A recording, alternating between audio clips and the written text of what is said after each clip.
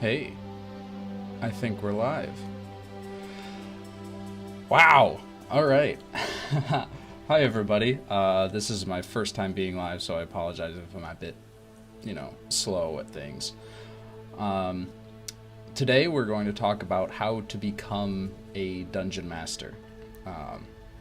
There's a lot of different ways to do this. Hello, Gregory. Hello, Joseph. I think the best way to go about this topic is to just tell you all how I started, how I became a dungeon master in the first place. And I don't think it's how most people became a dungeon master. Most people start playing D&D, as far as I understand it, way before they DM. I could not find a group to play with. I couldn't find someone to DM for me. So when I started playing, I was the only DM. And I started out running games. I read the Player's Handbook, Dungeon Master's Guide, and Monster Manual all back to back. I don't recommend doing this. Play first. It's way easier. So, one of the other things I wanted to talk about was the hardest part about being a dungeon master is all the responsibility that's on you outside of the game. You have to be the one to put sessions together. You have to be the one to schedule everything. I would love it if one of my players did the scheduling, but I've been doing it for all of my campaigns for as long as I've been DMing, and I've gotten pretty okay at it. So I just continue on being the one that does all the scheduling. And honestly, I'm okay with that. I'm fine with it. It's given me a lot of... That specific skill is extremely useful, and I'm glad I got a chance to develop it. Let's see.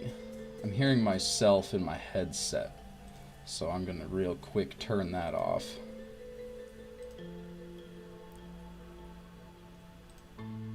How about that? Oh, yes, that's so much better. I'm not listening to an echo. So when I initially started DMing, it was with a group of friends that I had met at Target. I think that was my first group. And none of us had ever played before. Literally not a single person at that table had picked up a Player's Handbook. Most of us didn't know what a D8 looked like, or a D... Like, people have seen D20s around before. But a D8, a D10, it's hard for people that are starting out to tell those apart, and I had no idea. I kept rolling a 10 on a D8, and I'm like, that doesn't make sense.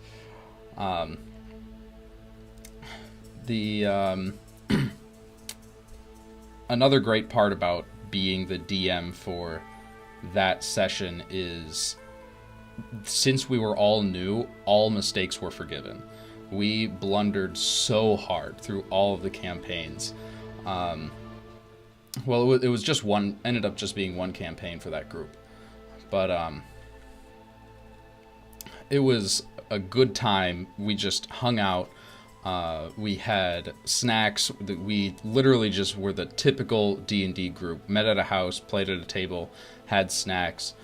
It was usually pretty late at night, too. It was a good time. But looking back on it, after 8 years... it was really bad. I had no idea what I was doing. None of us did. And it was rewarding because of how much I learned, and it got me to continue playing the game, even though the story was just horseshit. It was so bad. I do still have my notes from that campaign and the drawings of the maps that I did, just for nostalgia's sake. Occasionally I'll go through them again and see all of the ideas I threw out and trashed, and I'll just glance through those for inspiration. If I didn't like them before, now that I'm more experienced, I might be able to fix them and make them good.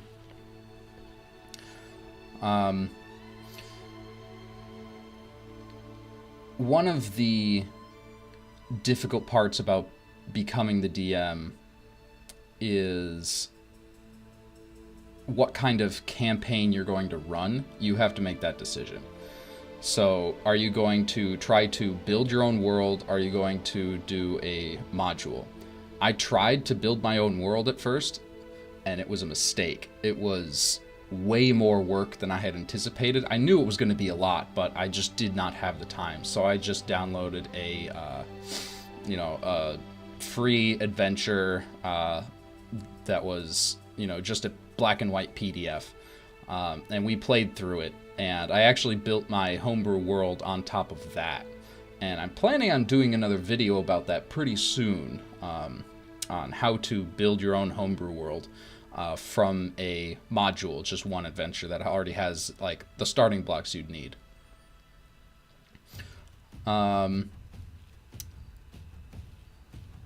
I think another difficult part about being a DM that you need to be able to do is you need to find a crew to play with.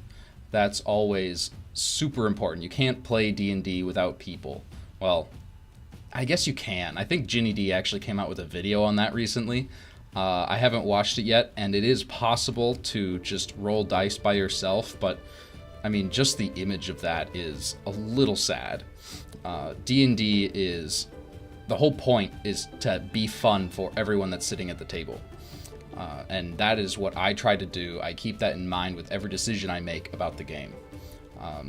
So if you're starting out as a DM, that's probably rule number one, is make sure that everyone at the table is having fun. If you decide to switch something up, like having the you roll the players' stealth checks for them behind the screen or something, you need to clear that with your players first. Like, will this actually be more entertaining if you don't actually know how sneaky you're being? Because that's like realistic, but it does take away player agency, and that's a very important aspect of the game.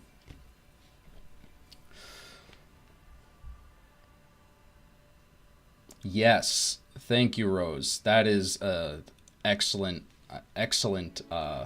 guide. I've looked through a couple of books full of tables to roll on, and that is actually where I get most of my inspiration. Not just rolling on these tables, but like reading through each of them, because that's an option. Every source book is going to have tables to roll on for like what your character's flaw is, or who your parents were. And rolling on those tables is always a risk, but it's helpful if you like can't decide what exactly you want, or you're like okay with everything and you just want to make a decision. Just let the dice choose. I mean, they choose most of the stuff in the game anyway. I also draw a lot of inspiration from there. And I'll just look through a table and I will pick one from there instead of rolling on it. That's another great way to build a character, build an adventure. Highly suggest taking a look at random tables, especially if you're starting out.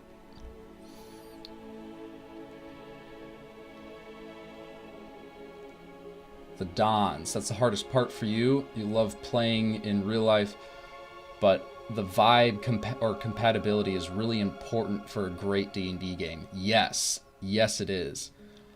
How do you screen people best for this attribute? So what I do is at the beginning of every single campaign that I run, there's a few things. I will have a one-on-one session with the characters, or the players playing their characters, and if it's not feeling right, we'll change something, or maybe it's not working out and I'd have to replace them for another player, especially if they think they won't have fun in the campaign. But I also send out a questionnaire to all of my players. Most of it is, questions about their character, like when you fight, how do you do it? Do you use magic? It really helps them decide what kind of class they are. It helps them, it's like prompt questions for building out a backstory. But the most important part about it is actually questions about the player themselves. I go through and I ask them to pick 3 attributes from a list of 6 to say what kind of player they are based on what they enjoy most. Like, do they enjoy unraveling plots, mysteries, and exploring the world? Or do they enjoy talking in character a lot?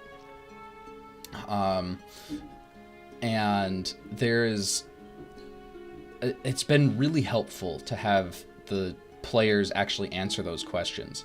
It'll tell me whether or not they like to talk in character, because a lot of players actually won't do a voice for their character. They'll just describe what their character is saying instead of actually saying it as if they are the character. And that's fine. It's important for you to be comfortable at the table and make sure that everyone else is comfortable as well. And if you don't want to get inside someone else's skin, you don't have to speak in their voice, and it will still work out. But I, as the dungeon master, will need to know that beforehand, so I don't constantly push a player that's uncomfortable with that into, I want you to, what do they actually say? I would put them on the spot, and if they're not comfortable with that, then it gets into some unspeakable territory. It gets really not fun, and sometimes the player will just end up leaving the game if they get pushed into a place they don't want to be. I think I hit all the topics I wanted to already, but mostly what I'm here for right now is to answer your questions about DMing. Yeah, no problem, the Dons. That's what I'm here for.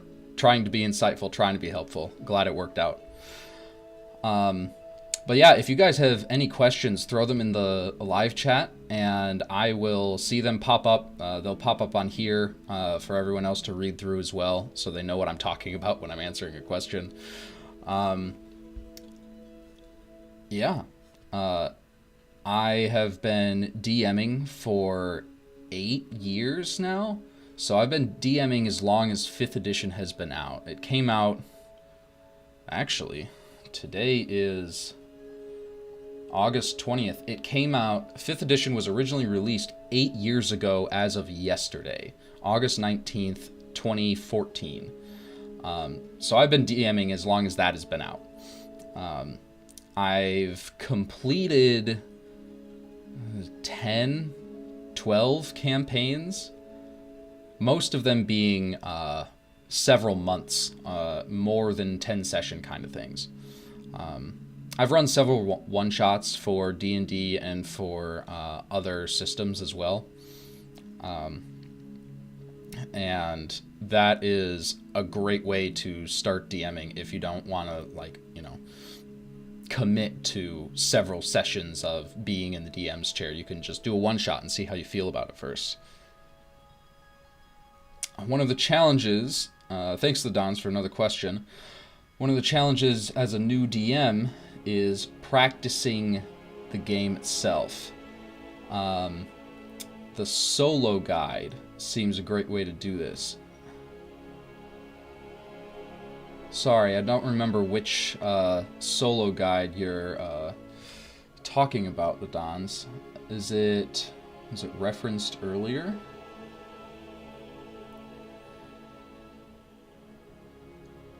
The Solo Adventurer's Guide with the Book of Roll Tables. I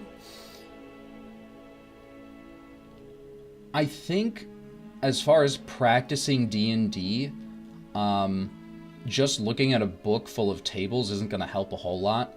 You need to actually be the one talking, performing, describing scenes. Oh, thanks, Bryce. I spent a lot of time on this overlay. Which reminds me, I managed to put my Spotify in here. We are listening to Michael Gelfi and Philip Melvin from Michael Gelfi Studios. They're great. I use their ambiences and music for my entire campaign. Every session, I'll have Michael Gelfi going on in the background. Their library is so big. Go check out their YouTube when you have a second. They have, I think they're in the thousands for ambiences. They have campfire in a desert, campfire in a windy cave, campfire in a shore cave. It's great. Go check out Michael Gelfi Studios if you like what you're hearing here. But back to the Dons' question. Practicing D&D, you have to actually get a group of people together and do it. You can practice in front of a mirror, especially if you're like reading out descriptions. I know when I have I'll write out a block of text that I want to read out during the session, and I will read that out loud to myself several times to make sure that, like, the flow feels right. I can practice saying it so I don't screw up an epic scene I'm describing. So as far that is a good thing to practice if you're going to read something from text out loud. You can definitely do that outside of the sessions. The Essential Game Master. Hey, I know you. Beyond preparing for players, what do I like to do to make sure that DMing stays fun and never feels like a chore?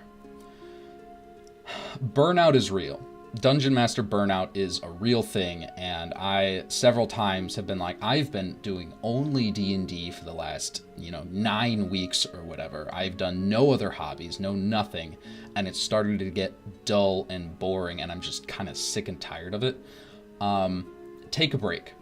I have actually just canceled entire weeks of sessions just to say, guys, I'm not feeling it. I don't think I can run this session to its fullest potential this week, and I really want to because, an important plot point is coming up or whatever, or characters being introduced, and like I've been looking forward to this NPC that I want to run for you, and I just don't feel like I have it ready yet. It's okay to cancel sessions if you're not feeling ready.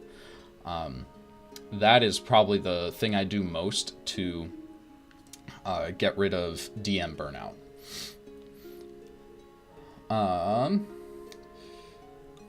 What do I think? Thanks, Gravity Reboot. What do I think is the best way to inspire players with my world? Oh, wow. There are so many options here, and none of them seem like apparent. I think in order to answer this question accurately, you need to think about going back to what we talked about earlier about why are your players at the table? What do they enjoy about your world? And then get those answers from your players, like just straight up ask them these questions and then lean into that. Like if they all enjoy exploring a new world, start building cities, start making travel encounters, lay out like cool things that they can find in their world. I was on a stream on Thursday night talking about a lot of different things. It was called DM Roundtable. It's put together by How to D&D. They invited me, well, I asked nicely, and they decided they liked my stuff, so I got to chat with them on stream. It was great. It was so much fun. It will be on the video on demand. The VOD will be on Flute's Loot's channel. So if you're interested, he'll upload that in the coming weeks, months. Going back to inspiring players with your world, it might not always be with your world. Sometimes players are, like, if you throw lore at them with no context, they get bored really easily. Like, you can't just outright tell them a story that they should know, especially a long one. I've done this a couple times in sessions, and players just like turn off. Like, they get so bored, they pull out their phones. In order to make your world building compelling, you need to have it be a part of what that character or what that player enjoys. Usually, making it part of that character's backstory is a fantastic way to get them invested. If they're interested in the plot enough, making it a part of the plot will be good too. But lore without context bores players, at least in my experience. Kara Henderson, thanks for joining us. So as a player who's new to D&D and DMing, what recommendations do I have? You can't find an experienced group to play with, but you have an awesome group of friends that wants to play. You might end up in the same seat that I did. I was in that exact situation 8 years ago. I thought this D&D thing was going to be amazing and fun, and I was excited to play it, but I couldn't find anyone that had played it before. So I was the one that had to, bite the bullet, do the hard work so that everyone else could have a good time.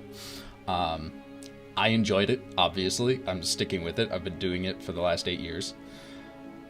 As far as looking for an experienced group to play with your group of friends, there are a lot of dungeon masters online. There's a Reddit page called r/LFG. LFG is looking for game. So if you have a group of players that wants to play but doesn't know how, go ahead and go on there. But my top suggestion for finding a friendly, newbie-friendly D&D or DM to run it for you is actually part of the reason I'm doing this is the D&D newbies sessions. If you go in the description of this live chat, there's a link to that Discord server. There you will be able to find, without too much difficulty, a DM who would be willing to run a game for you online. If you want to do it in person, one of you is going to have to, become the DM, figure out the rules on your own. YouTube has a lot of great help tools for it. There's a lot of mostly YouTube. That's my favorite way to learn how to play. Anonymous Coward Insensitive Claude. Well, we'll see about that. Thanks for joining us. There's practicing mechanics and practicing role-playing. For role-playing, check out resources made for actors. Lots of improv exercises available. I agree. It's one of my favorite things I learned from Matt Mercer, actually, the DM for Critical Role, was to use... I forgot about it. It's International Voice Database or something. International Database of Dialects. Basically, it's a website where you can go in and pull up sound bits of people with different accents, speaking, talking normally, reading out a story with all of the phonetics that the English language has in it. And just listening to that over and over and over again really helped me get some accents down, and I'm really bad at accents. So instead, I just play around with my voice. I'll stop using the tip of my tongue when I talk, put it away from the back of my teeth, or I'll put it as close to the front of my teeth as I can. Just physical changes in your mouth and voice helps with doing those changes.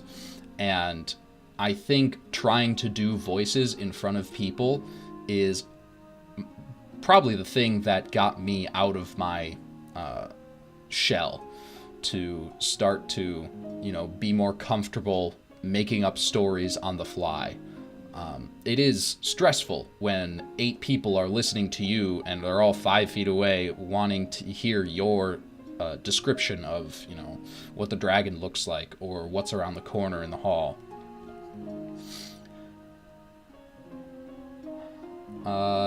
Bryce, yes, I am considering doing a live stream of a D&D session.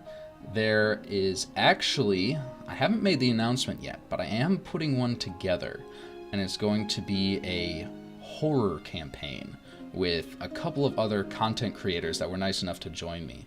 It's still in the works, but keep your eye out on my YouTube, and I'll probably announce it in a couple other places as well, for watching me actually run a game. I've run this before. Joe, who was here at the beginning, I don't know if he's still here, will actually be running the Garlax Chronicle, which I ran for him, and that was the only time I've run it. It's a homebrew horror campaign. Timing is still to be determined, but that will be coming within the next few months.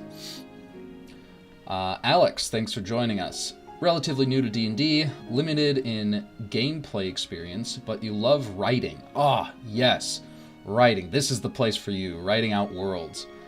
You've been working on your own setting world for a while, but you don't think you have the skill set to actually run a campaign. Well, let me tell you, if you're a writer already, then your stories are going to be enjoyable. That is a piece of experience that I didn't have starting out, and I really wish that I did. It's something that I had to develop, is how to tell a story, because that's like the point of D&D. You're telling a story, it's just in a different format. And we were talking earlier about different ways to break out of your shell so that you can be more comfortable running a game. So, I mean, practice. That's really what it comes down to. If you feel uncomfortable in DM's chair but you want to be there, just stay there. Just keep running games, keep running sessions.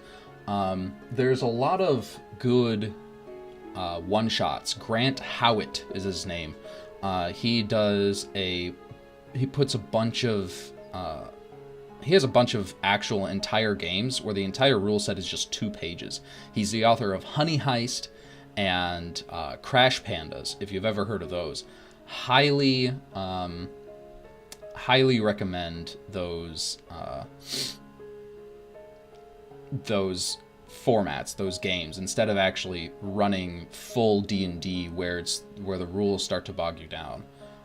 That is a different skill set that you will need to learn. Also just comes with practice. I mean, I hate to keep saying it, sounding like a broken record, but practice, practice, practice. You will get more comfortable and you will get better at it. And it is okay if you don't have all of the skills that you think you need to run a campaign. As long as everyone at the table is still enjoying themselves, you will, especially when you start out, you will get better very quickly. You will just make sure that you pay attention to what is working and what's not, I think would be the best piece of advice I have. That's kind of what I do on my channel. I make mistakes DMing so that you guys don't have to. I'll just go over what worked for my table and what didn't. Keep in mind, though, that changes from game to game, from DM to DM, from playgroup to playgroup. Some people enjoy really narrative-based games. That's like what I run. But there's also a lot of hack and slash, where it is more rules and mostly combat, and there isn't a whole lot of, political subterfuge or role play in general in those games. And as long as those players are having a good time, that is totally okay. Cullen Anderson, thanks for joining us. How do I deal with character death? Oh, I just did a video on this with my Trey Plays Games. Her channel is also great. She's just starting out on YouTube. I think she's going to get really big really fast. We talked about character death and how to deal with it, exactly what you're asking here. Do I have them roll a new character at level 1 or match the levels of the rest of the party? For that specifically, I think it is best to have them match the levels of the rest of the party. Their new character doesn't have to, and probably shouldn't start at level 1, because then that player will be significantly underpowered in comparison to everyone else at the table. They will be next to useless in combat, and that's not a great feeling, especially if it's every single combat and you feel like you're just not contributing to, helping kill the bad guy, and your party members have to keep saving you because everything on the field can kill you in one hit. It's just not really a fun way to play if you're the only character that has to worry about that. So re-rolling a character at level 1 probably isn't the best. I like having the entire party the same level, no matter what.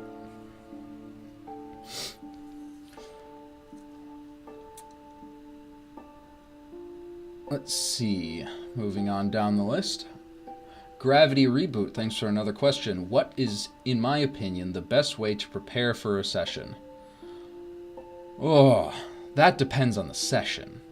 I mean, if you're going to be running a boss fight where the entire session is just combat, you don't really have to prep a whole lot. Or you do, but the prep is going to look very different than if you're going to, travel, or there's going to be a lot of role play.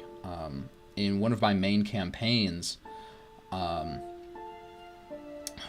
they just killed off the, epic big bad evil guy at the end of a storyline.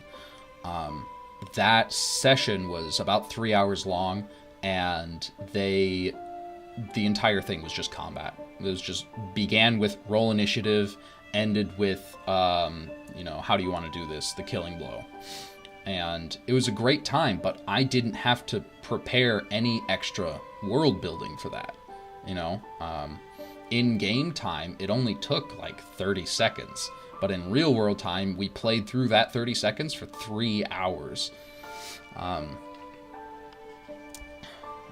So best ways to prep for a session really depends on what exactly you want that session to look like.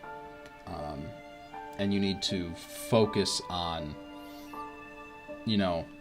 what... You need to focus on, the kind of things that you expect are going to happen in that campaign or in that session, and not so much on, if they're going shopping, don't build a new monster. You don't have to. I think as far as world building goes, if you do it for long enough, I know we're kind of getting off topic, but if you are DMing for long enough and you have your own world, once you build out your world enough, you will know it well enough where you don't really have to do as much prep, just because everything is kind of stuck up there, or you have a document where you can look up answers to questions that players might have. I can advise that waiting until the last minute to prep a session usually isn't the best option. Kind of like, doing homework, waiting till the last minute, procrastinating. I think my best time to prepare the next session is immediately after a session ends. So I'll write up a synopsis to read out at the beginning of the session, to, jog the players' memories of where they are, what they're doing. And if I have the time right after that session, I will sit down and, plan and figure out what they're going to do next.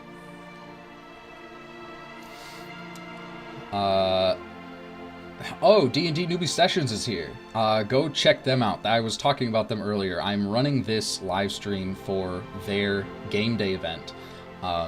They are a great resource, a great group of people to help you if you're a new D&D player or looking to up your game to the next level. I'm not fully aware of everything they do. You're going to have to go into their Discord server and, explore for a bit.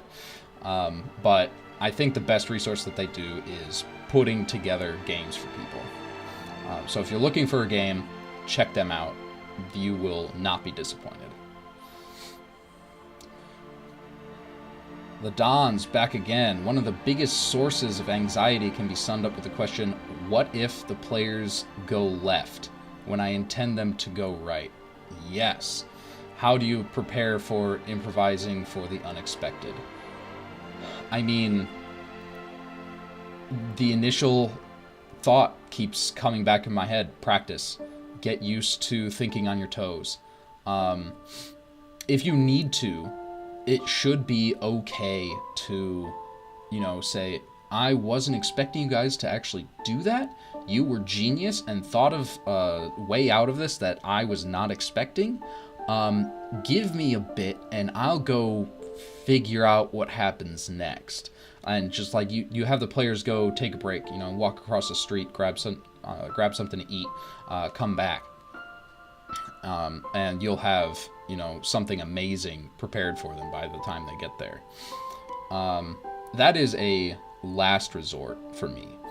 I have had to do it a few times where I'm like, wow, okay, this was supposed to be a boss fight that took 2 hours, and you dropped him off a cliff and he died from fall damage. If something like that happens and they want to keep playing, I will, I'll prep for something for them.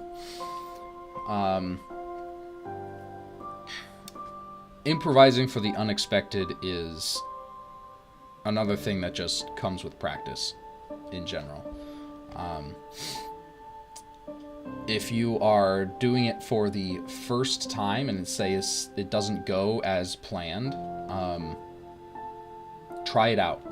You just have to be in that spot and figure out what happens next. I think what I've started to do over the years to avoid this happening of being caught off guard is to either, one, plan several paths that the players might take, and two, oh man, I lost my train of thought. Plan several paths that the players might take, because the chances that they are going to do something unexpected are very high. It happens almost once a session for me.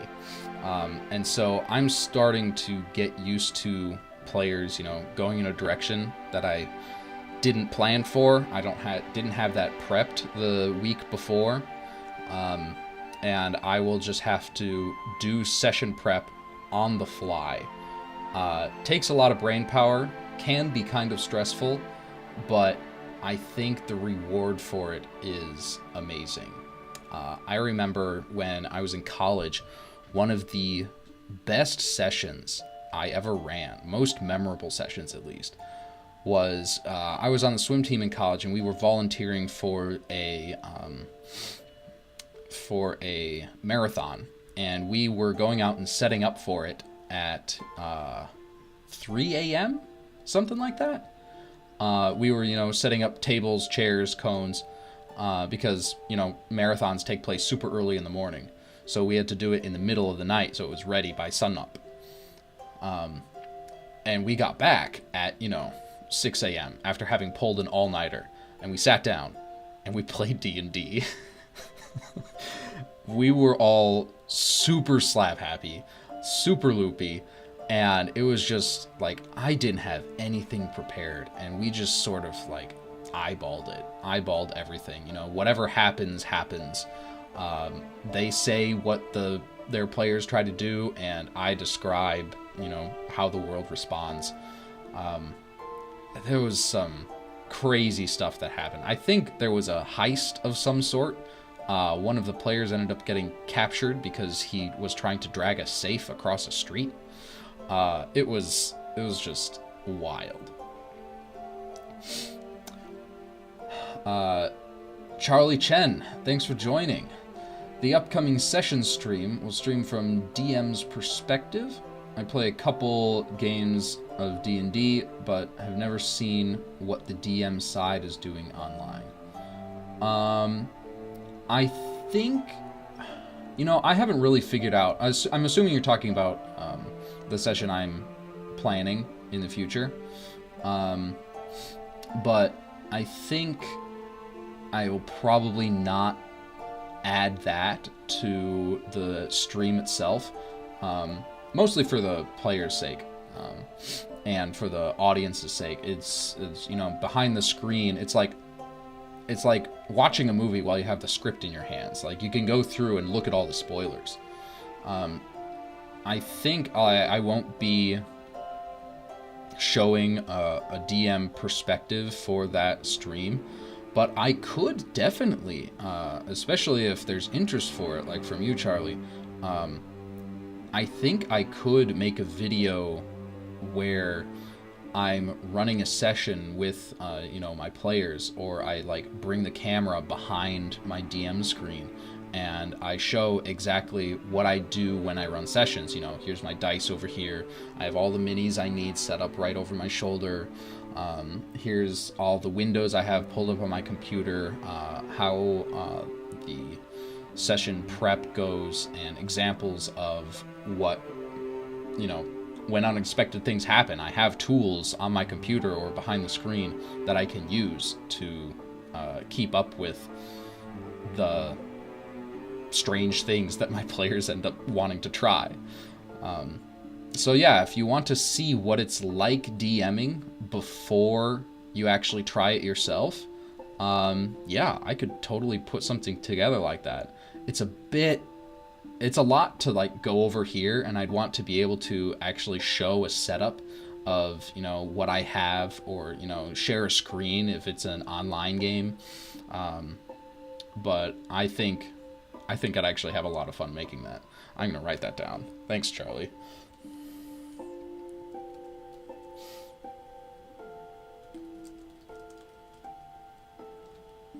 Game from DM perspective.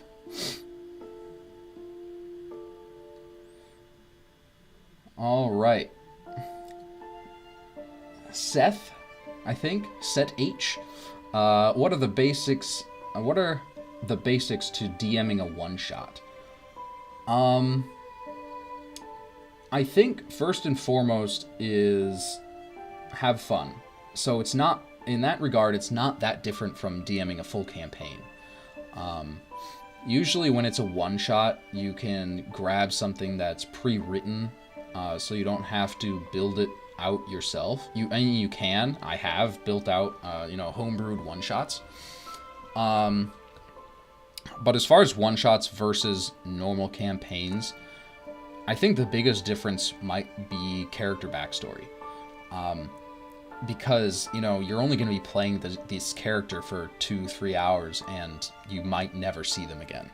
You don't have to have a super in-depth backstory that's intertwined with the plot. Because if everyone does that, then there's not going to be time to go over everyone's story. So one-shots versus campaigns from a DMing perspective are extremely similar, except for the story aspect. The backstories don't matter as much because there's too many of them to get done in a couple hours, and the story itself has to have a beginning, middle, and end, all within that one session.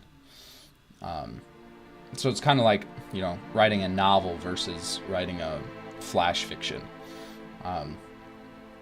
Like a, couple thousand words versus, a couple thousand pages. Gravity Reboot, another question. Loving this. Where do I find inspiration for storylines, arcs, quests, etc.? Everywhere. I have a couple of videos out on this, I think. I draw inspiration from movies. I draw it from TV shows. I draw it from books. I draw full plot lines out of those tables that we mentioned earlier.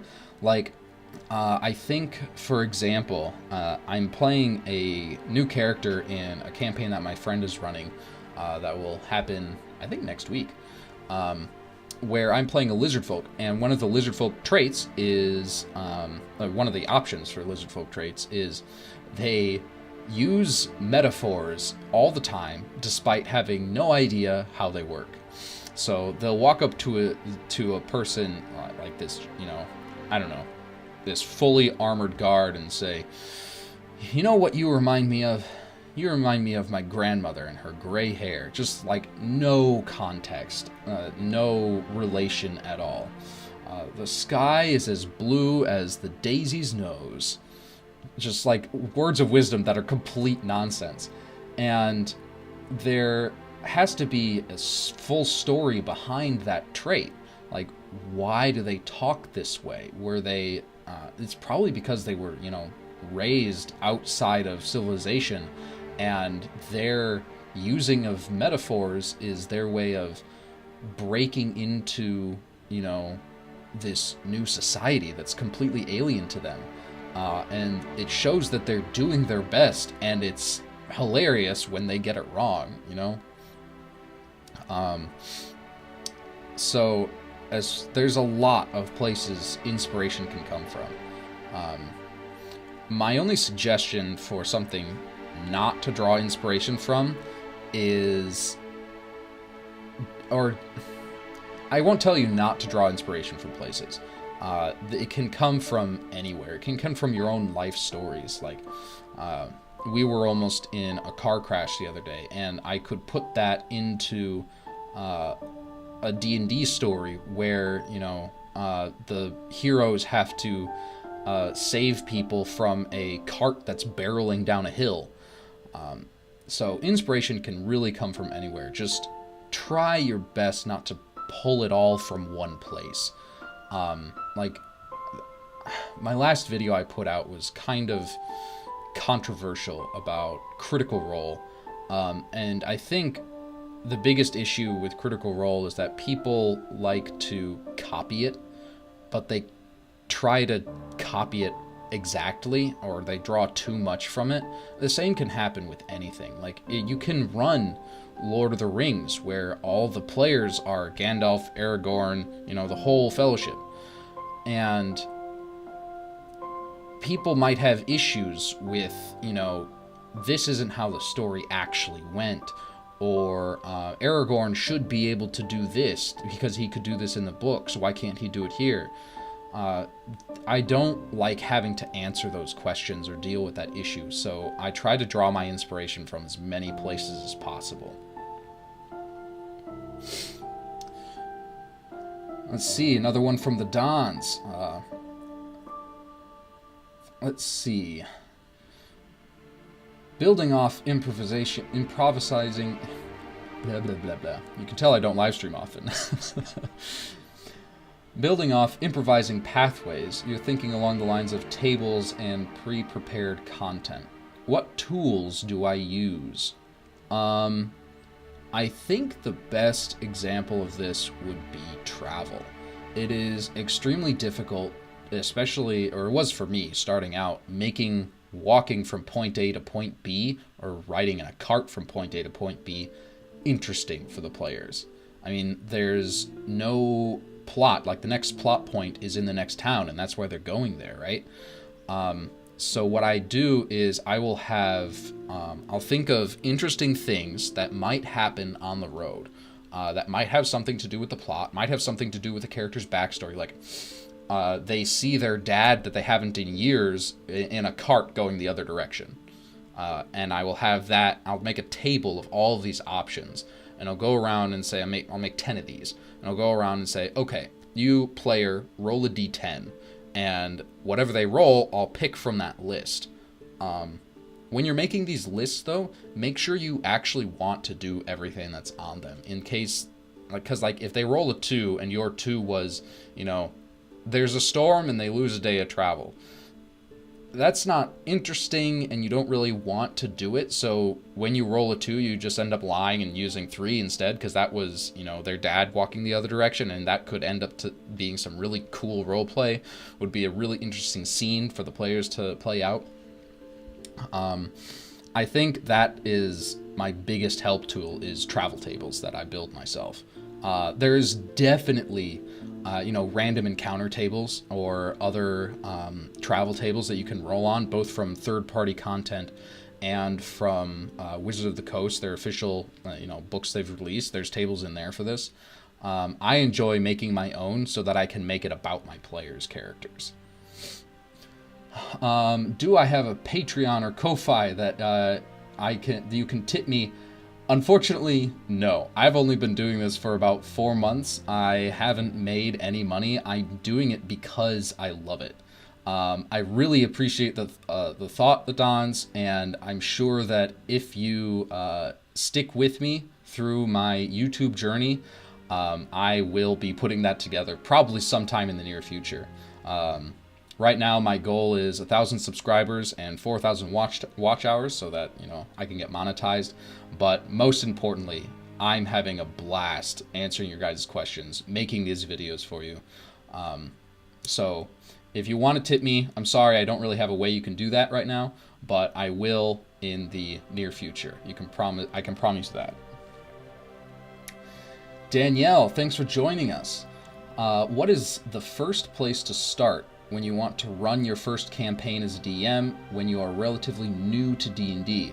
Finding people, creating storyline, world building, or fully understanding the rules? Well, one thing is, you're right, all 4 of these things need to be done. Finding people, creating your story, building the world, or understanding the rules. I think the first thing you should do would be whatever you think is least fun. That way, if you find that you really don't like any one of these things, because you're going to be doing a lot of them, do the one that's least fun, so that if you decide that you hate it, you can stop there without having wasted so much time and effort doing the things that you already knew you would enjoy. Like, I think for most people, for me definitely, that would be fully understanding the rules. I play fast and loose with the rules sometimes. I'll say, sure, that's cool, I'll allow it, even though the rules strictly state you can't do this. Yeah, I mean, that's the DM discretion. It's the D1, as I've heard some people call it. I got a natural 1, and that is a perfect roll every time. I just make a decision because I said it. That's the way it is. So I don't really like following the rules as they're written every single time, no matter what. Partially because I don't fully understand them, gonna be honest. There's a lot. I mean, there's literally books and books of rules. I think as far as, what you should do first, yes, do the one that you think you'll enjoy the least.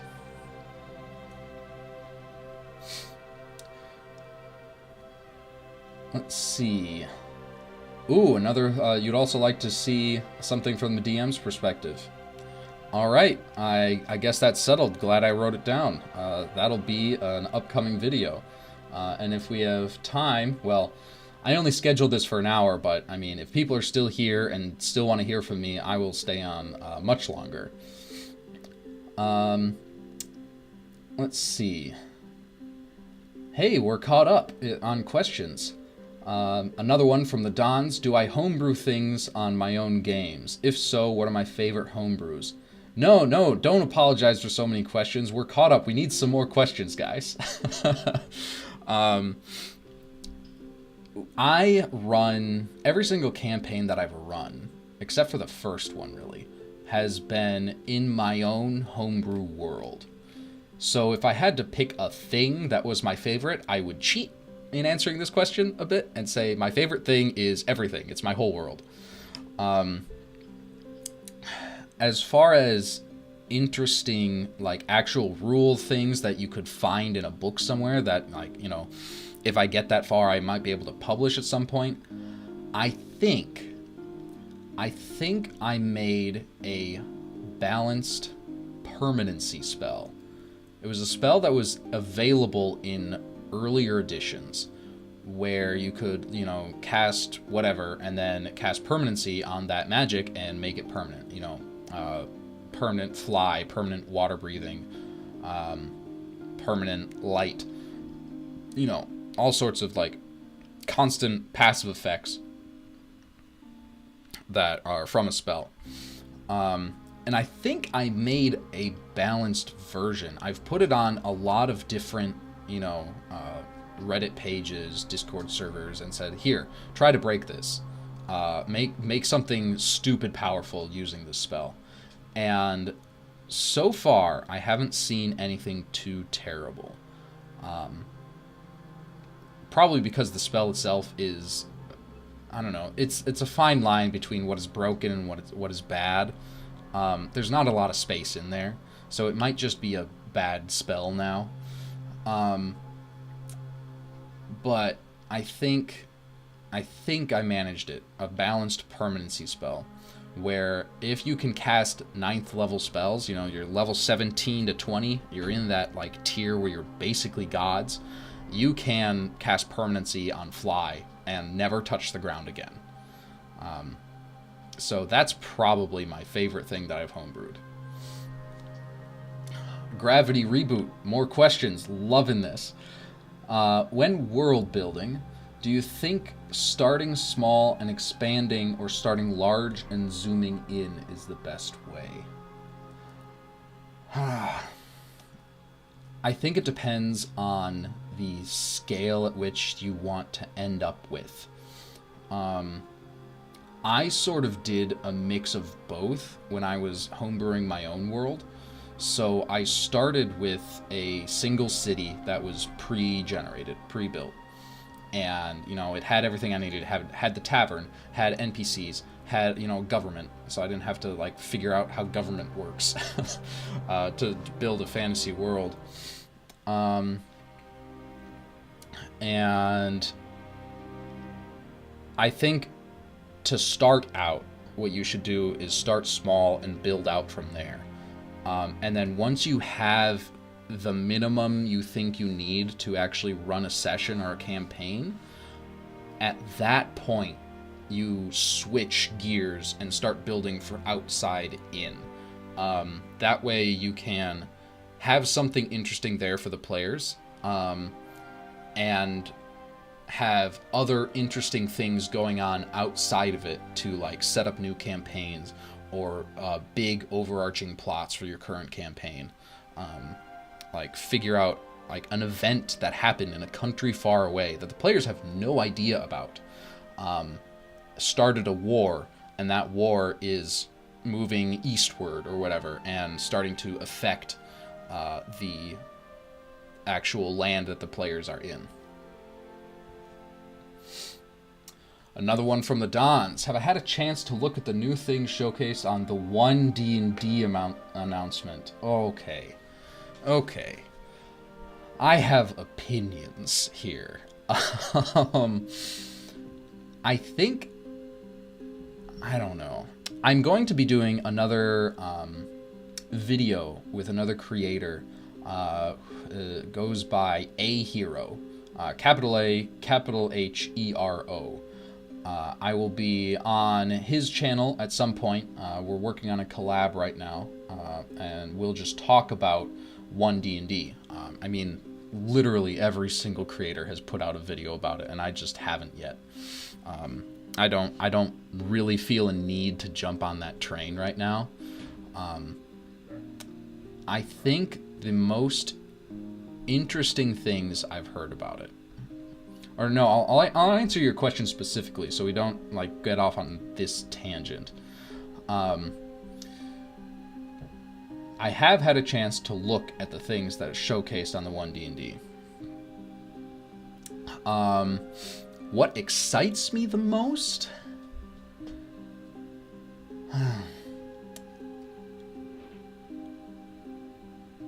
It's a great question.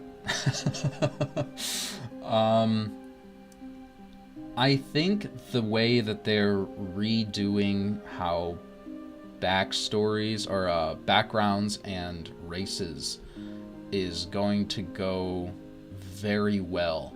I can tell they're starting to go for a more inclusive vibe with their new content that's going to be coming out. For example, you see an orc. Chances are he's going to be a barbarian, a fighter, something like that. Because orcs get bonuses to, I think, constitution and strength just from being an orc.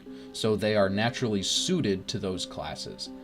They're switching that to be, you can choose your ability score improvements at character creation, so increasing strength or con or whiz or whatever. That will not be based on race anymore. That will be based on background. It will be based on your story. So we're going to be seeing more gnome barbarians. We're going to be seeing more orc wizards. And I think that's great. That's probably what I'm most excited about, because it opens up potential for storylines that previously was, difficult to put into your world mechanically because of the ability score improvements being tied to race. So that's what I'm most excited about. What am I not excited about is, and I know I'm not alone here, and I might ruffle some feathers, but I'm not excited about the new crit system. There's two big changes here. One is that you can now crit, so natural 1s and natural 20s are automatic failures and successes on ability checks.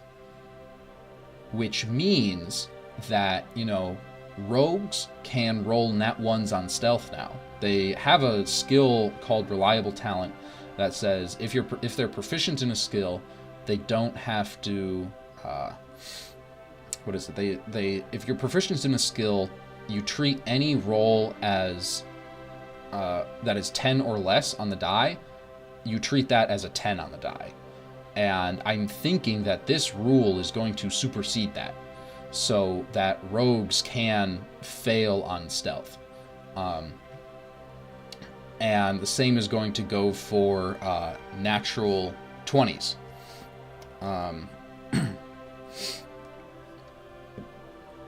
So I think this is going to, I don't know. I'm just not excited about it. I mean, rogues should be able to stealth. This is another thing we talked about on the DM roundtable I was a part of. That was streamed on Thursday on Dicely DMD's channel, or Twitch channel. Rogues should be able to stealth. A lot of DMs just straight up don't have the rogues roll stealth, especially if they're at higher levels, because they don't get less than 25 anymore. With this new rule and, being able to have players fail at abilities that they're supposed to be reliably good at, so, your bard can't just talk his way out of anything anymore. The rogue can't always hide from whatever is looking for them. The paladin or fighter or barbarian, your strong tank, might not be able to get the rock out of the way if he rolls a nat 1.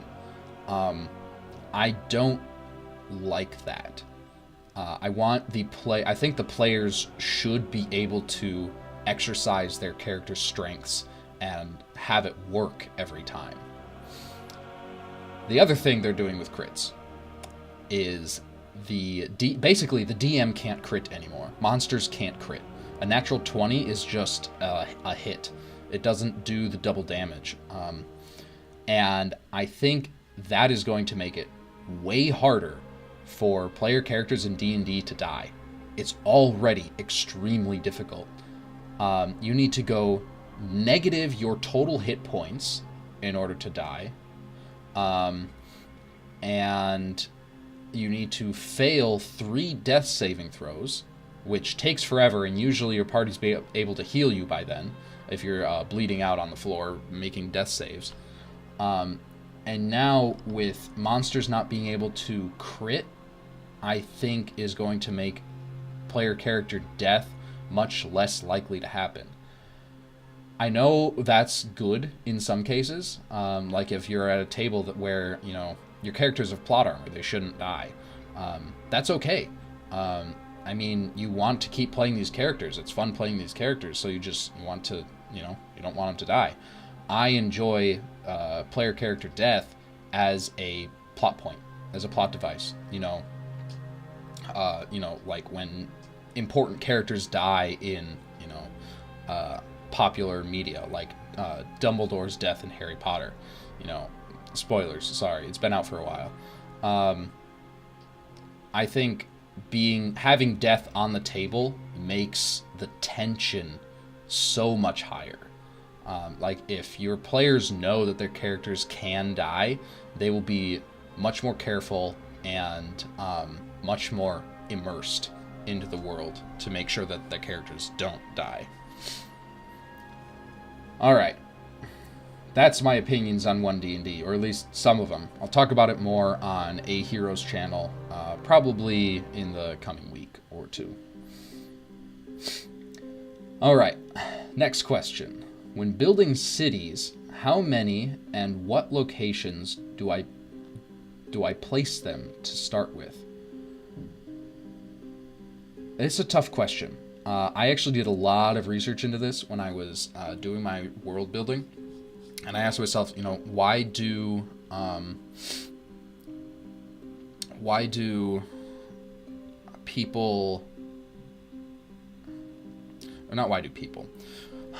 cities sprout in the places they do in the real world?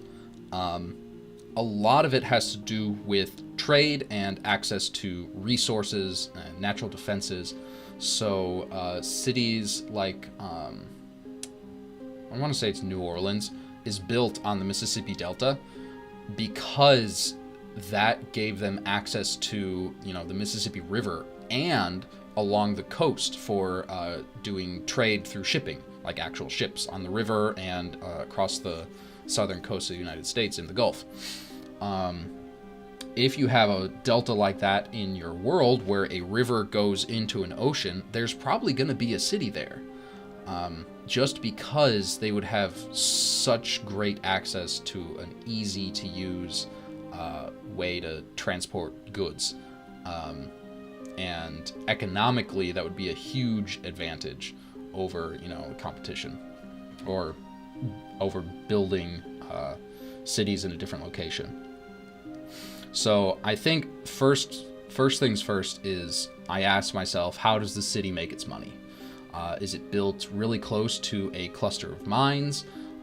Is it in an area where there's extremely fertile ground for farming? I need to figure out what kind of income the city's going to have. Oh no, we're caught up.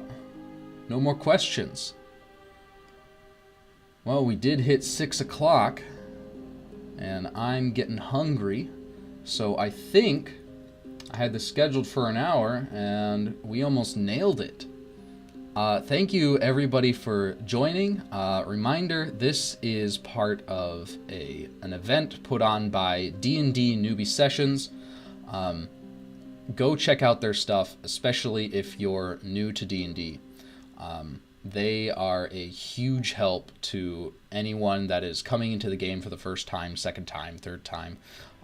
There's a lot of veterans on the channel willing to run games or just answer questions at all hours of every day. Great community. Highly recommend you check them out. I will make sure I get that Patreon set up. Probably a good idea. And I hope you all remember to like this live stream and subscribe if you haven't yet for my future videos. And I'd like you all to remember that everything is going to be okay. Bye, everybody.